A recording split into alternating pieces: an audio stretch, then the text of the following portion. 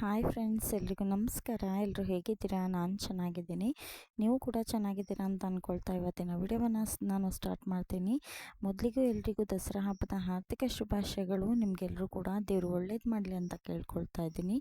ಮೊದಲಿಗೆ ಇವತ್ತಿನ ದಿನ ನಮ್ಮೂರಲ್ಲಿ ಯಾವ ರೀತಿ ಮಾಡ್ತಾರೆ ಹಬ್ಬವನ್ನು ಅನ್ನೋದನ್ನು ನಿಮಗೆ ತಿಳಿಸ್ಕೊಡ್ತಾ ಇದ್ದೀನಿ. ನಮ್ಮ ಮನೆಯಲ್ಲಿ ಈ ರೀತಿಯಾಗಿ ಗಟ್ಟು ಕುಂಡ್ರಿಸೋದಿಲ್ಲ. ನಮ್ಮ ಕಾಕಿ ಮನೆಯಲ್ಲಿ ಕುಂಡ್ರಿಸ್ತಾರೆ. ಅದನ್ನು ನಾನು ನಿಮಗೆ ತೋರಿಸ್ತಾ ಇದ್ದೀನಿ. ನವರಾತ್ರಿಯ ಮೊದಲನೇ ದಿನ ಸಾಯಂಕಾಲ ನಮ್ಮ ಕಡೆ ಈ ರೀತಿಯಾಗಿ ಮಾಡ್ತಾರೆ. ಒಂದು ಪ್ಲೇಟನ್ನು ತೆಗೆದುಕೊಂಡಿದ್ದಾರೆ. ಅದು ಪೇಪರಿನ ಪ್ಲೇಟು. ಅದಕ್ಕೆ ಸ್ವಲ್ಪ ಮಣ್ಣನ್ನು ಹಾಕಿ 9 ಥರದ ಧಾನ್ಯಗಳನ್ನು ಹಾಕ್ತಾಯಿದ್ದಾರೆ. ಹಾಗೆ ಮತ್ತೆ ಇನ್ನೊಮ್ಮೆ ಮಣ್ಣನ್ನು ಹಾಕಿ ಇನ್ನೊಮ್ಮೆ ಧಾನ್ಯವನ್ನು ಹಾಕ್ತಾರೆ. ಈ ರೀತಿಯಾಗಿ ಇವರು ಪ್ರತಿ ವರ್ಷವೂ ಮಾಡ್ತಾರೆ. ನಾನು ಇಷ್ಟು ದಿನ ವಿಡಿಯೋನ ಮಾಡಿರಲಿಲ್ಲ, ಇವತ್ತು ಮಾಡ್ತಾಯಿದ್ದೀನಿ ನಿಮಗೋಸ್ಕರ. ನಮ್ಮ ಕಡೆ ಹೇಗೆ ದಸರಾ ಹಬ್ಬವನ್ನು ಆಚರಿಸ್ತಾರೆ ಅಂತ ತಿಳಿಸೋದಕ್ಕೆ. ಹಾಗೆಯೇ ಅದನ್ನು ಕೂಡ ರೆಡಿ ಮಾಡಿ ಅದಕ್ಕೂ ಕೂಡ ಸ್ವಲ್ಪ ನೀರನ್ನು ಹಾಕಿ ರೆಡಿ ಮಾಡಿ ಎತ್ತಿಟ್ಕೊಂಡಿದ್ದಾರೆ. ಹಾಗೆಯೇ ಇದನ್ನು ದೇವರನ್ನು ರೆಡಿ ಮಾಡ್ತಾ ಇದ್ದಾರೆ. ಇವಾಗ ಮೊದಲಿಗೆ 2 ಮಣ್ಣಿನ ಮಡಿಕೆಯನ್ನು ತಂದಿದ್ದಾರೆ. ಅದಕ್ಕೆ ನೀರನ್ನು ತುಂಬಿ ಇಟ್ಟಿದ್ದಾರೆ. ಹಾಗೆಯೇ ವೀಳ್ಯದೆಲೆಯನ್ನು ಇಟ್ಟಿದ್ದಾರೆ. 2 ಕಡೆ 5-5 ವೀಳ್ಯದೆಲೆಯನ್ನು ಇಟ್ಟು ಒಂದು ಮಡಿಕೆಗೆ ತೆಂಗಿನಕಾಯಿನ ಇಟ್ಟಿದ್ದಾರೆ. ಹಾಗೆಯೇ ಅದಕ್ಕೆ ಅರಿಶಿನ ಕುಂಕುಮನ ಹಾಕ್ಕೊಂಡು ಇದನ್ನು ರೆಡಿ ಮಾಡ್ತಾ ಇದ್ದಾರೆ. ನೋಡ್ತಾ ಇರ್ಬೋದು, ಇವಾಗ ಇದು ರೆಡಿ ಆಗಿದೆ. ಮಣ್ಣಿನ ಮಡಿಕೆಯಲ್ಲೇ ನೀರನ್ನು ಹಾಕಿ ಇಡಬೇಕಾಗತ್ತೆ. ಯಾವುದೇ ರೀತಿ ತಾಮ್ರ ಆಗಿರ್ಬೋದು ಅದರಲ್ಲೆಲ್ಲ ನಡೆಯೋದಿಲ್ಲ.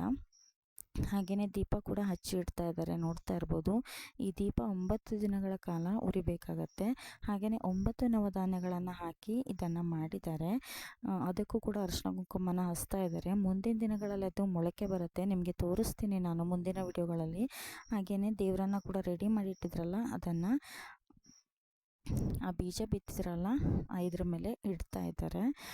ನಮ್ಮ ಕಡೆ ಇದೇ ರೀತಿ ಸಂಪ್ರದಾಯ ಮಾಡೋದು. ಹಾಗೆಯೇ ನಮ್ಮ ಮನೇಲಿ ಯಾರೂ ಈ ರೀತಿಯಾಗಿ ಮಾಡೋದಿಲ್ಲ.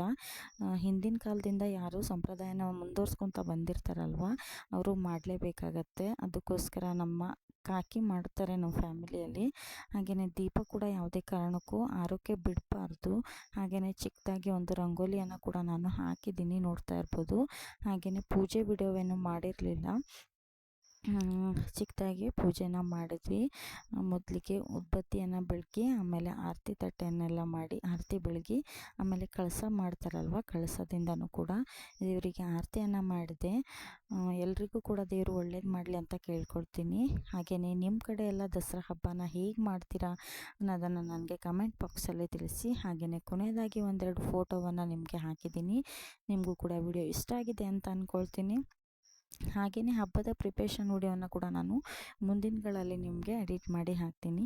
ಹಾಗೆಯೇ ಇಲ್ಲಿಯವರೆಗೆ ನನ್ನ ವಿಡಿಯೋ ನೋಡಿದ್ದಕ್ಕೆ ನಿಮಗೆ ಧನ್ಯವಾದಗಳು.